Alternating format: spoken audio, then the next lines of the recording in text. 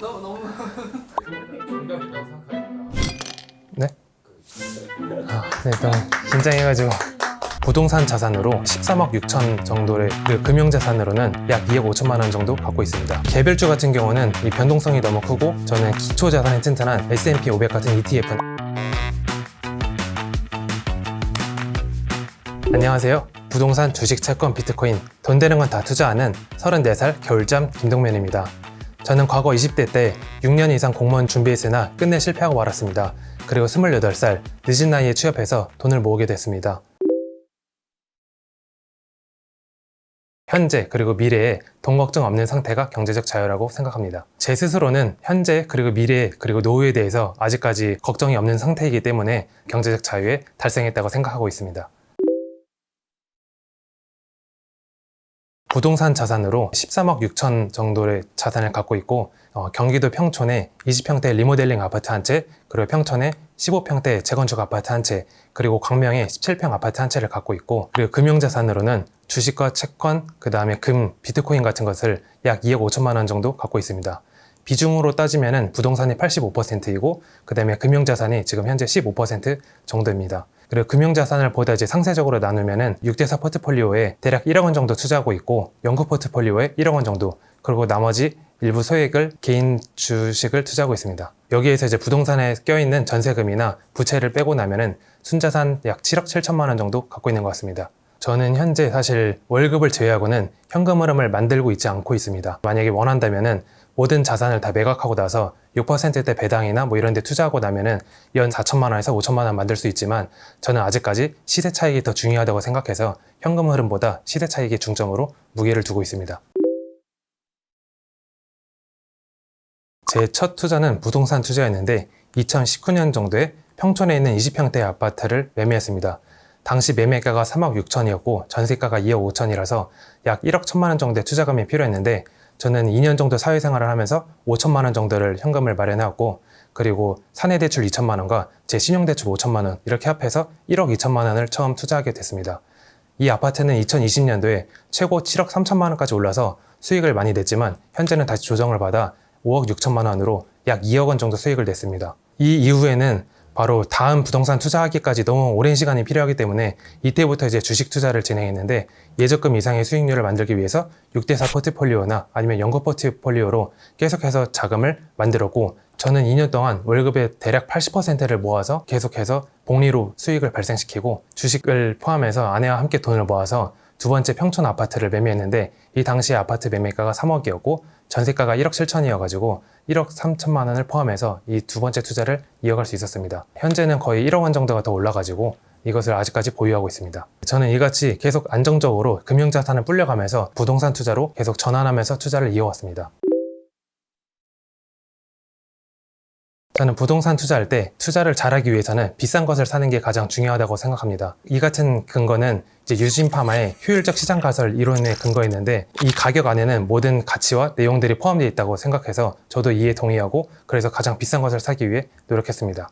일단 비싼 것이라 표현하면 당연히 강남이나 과천 같은 비싼 아파트가 있겠지만, 현재 제가 가진 가용 자금으로 가장 비싼 것을 찾는 게 중요하다고 생각해서 저는 전국구 단위로 평당가를 내림차순해서 그 중에서 제 자산으로 가장 좋은 걸 할 수 있는 걸 찾고자 노력했습니다. 제가 평촌을 택한 이유는 당시 가용 자금으로 제가 살고 있는 지역 주변에 많은 것을 할 수 있었지만 가장 비싼 것을 할 수 있는 게 평촌이라고 생각해서 평촌을 택하게 됐습니다. 일반적으로 가장 비싼 것을 찾기 위해 노력했는데, 세 번째 아파트는 제가 모든 아파트가 다 평촌에 있기 때문에 이 리스크를 해지하기 위해서 광명이라는 곳을 선택해서 투자했습니다.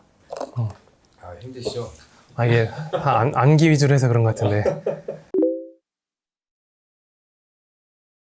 저는 기본적으로 주식 투자할 때는 안정적으로 자산을 관리하는 게 가장 중요하다고 생각해서 저는 포트폴리오 투자를 주로 진행했습니다. 주식 60%, 채권 40%를 포함하는 6대4 포트폴리오나 금 25%, 주식 25%, 현금 25%, 채권 25%를 포함하는 연구 포트폴리오를 활용했습니다.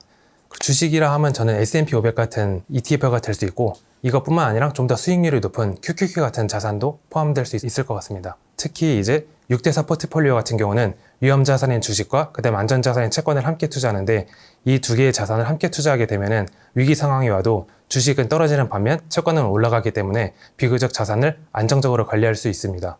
특히 6대4 포트폴리오는 1970년도부터 현재까지 연평균 9.3%의 수익률을 제공했는데 이러한 매력 때문에 6대4 포트폴리오를 가장 중점적으로 투자하고 있습니다. 저는 여기서 포트폴리오 수익률을 좀 더 극대화하기 위해서 MDD라는 최대 고점 대비 하락률을 활용해서 더 싼 가격에 살려고 노력했습니다. 야후 파이낸스나 이런 자료를 보면은 그 주식의 종가를 모두 다 끌어올 수 있는데 1990년대부터 현재까지 모든 자료를 다 엑셀로 데이터화해서 연도별로 하락률을 체크하고 그리고 금융위기나 특정 위기 상황 때 얼마나 떨어지는지 평균값을 구하고 그 아래에서 구입하면은 굉장히 싸게 살 수 있었습니다.